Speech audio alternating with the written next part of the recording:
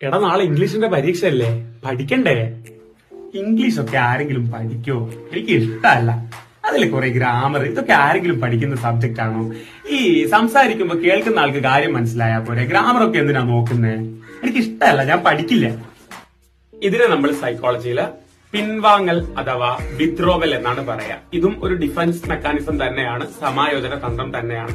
അതായത് യാഥാർത്ഥ്യത്തെ അഭിമുഖീകരിക്കാൻ കഴിയാതെ വരുമ്പോൾ, അല്ലെങ്കിൽ യാഥാർത്ഥ്യത്തെ അഭിമുഖീകരിക്കാൻ നിൽക്കാതെ രംഗങ്ങളിൽ നിന്നും ഓടിമറയുന്ന പരിപാടിയാണ് പിൻവാങ്ങൽ അല്ലെങ്കിൽ വിത്ഡ്രോവൽ എന്ന് പറയുന്നത്.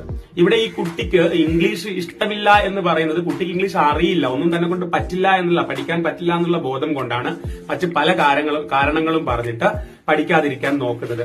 ചിലര് എന്ത് ജോലി ചെയ്യാൻ പറഞ്ഞു കഴിഞ്ഞാലും എനിക്ക് കൈവേദനയാണ്, കാലുവേദനയാണ്, പണ്ടൊരിക്കൽ കൈ പൊട്ടിയിട്ടുണ്ട് എന്നൊക്കെ പറയാറില്ലേ?